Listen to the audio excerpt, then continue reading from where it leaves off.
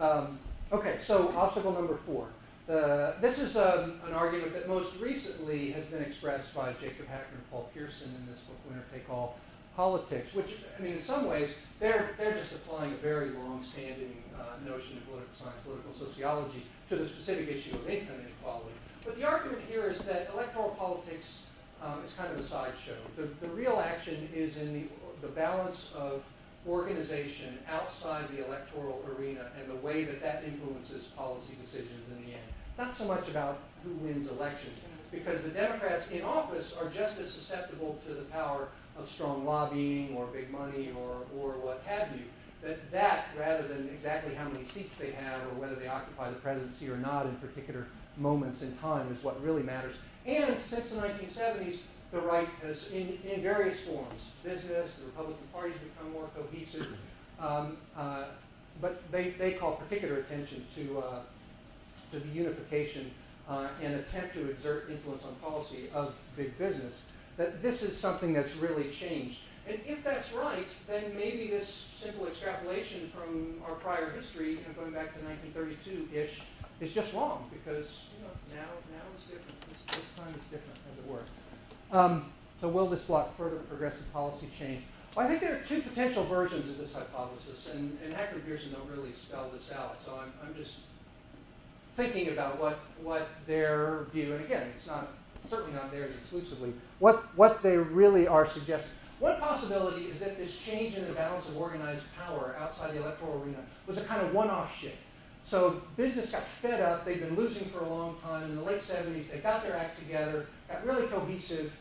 There's some other stuff going on in terms of organization on the right, and they went to the Republicans, stayed a little with the Democrats in the House, for incumbency reasons for a while. But basically, they got their act together, and there was a quick shift, or a fairly rapid in long-term historical terms, shift in the balance of power, and that's it. So now the right had the leverage, let's say by the mid-'80s or late 1980s, and now we're just at a different equilibrium. That's this version right here. So this says the balance of organized power favored the left from after the New Deal up to roughly the mid-'70s. Then all of a sudden it flips, and now the right has an advantage, and that's what it's been. Another version says, no, it's been sort of a slow, steady trend that might continue.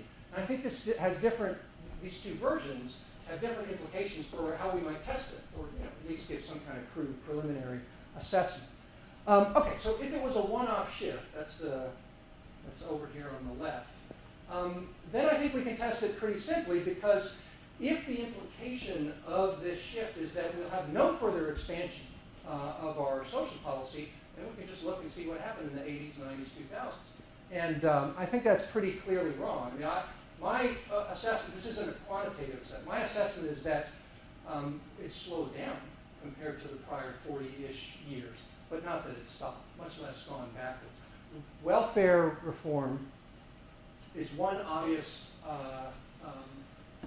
instance, for example, where if you're creating some measure of social policy generosity, it went down in this one respect. But this is only a partial list of all the other stuff that's happened in this period of time. So I think if this is true, then it's not really an obstacle to social policy progress going forward. What we would expect is slow advance, but nonetheless advance. If it's a continuing trend, it's a little, this is just one other piece of evidence. So this is, this gives a little more quantitative sense.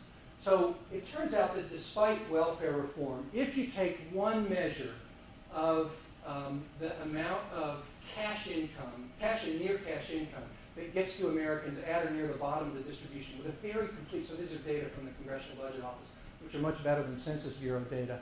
And what I've done here is just look at the difference between their market, that is their earnings and any other income they get that's not from government, the market income, and then their post-transfer, post-tax income. In absolute terms, so this is not a measure of inequality, it's just how much, on average, people at the 20th percentile, because the CBO doesn't publish their data before, so that's not really at the bottom of the distribution, but it's pretty close. And you can see that it's gone up over time, not a lot. I mean, there's not great progress here. And in some other work I've done, I show that this is a much slower advance than in many other rich countries, but nonetheless, it's a movement upward in real terms. Okay, what if it's a continuing trend, the shift in the balance of power to the right?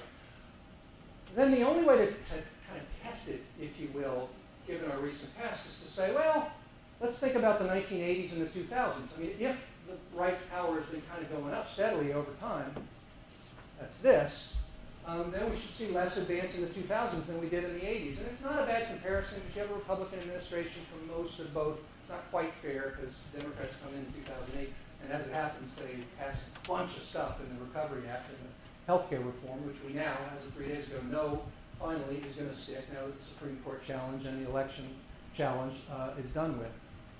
I don't want to go into the details here. Happy to talk about it later if you want. But I think if you weigh up what happened in the 80s versus what happened in the 2000s, the argument that less happened in the 2000s than in the 80s is not empirically correct. So again, it doesn't matter that it doesn't mean or imply that there's nothing to this obstacle. It's just that so far it looks to me like the hypothesis is wrong or hasn't kicked in yet. The causal effect hasn't kicked in.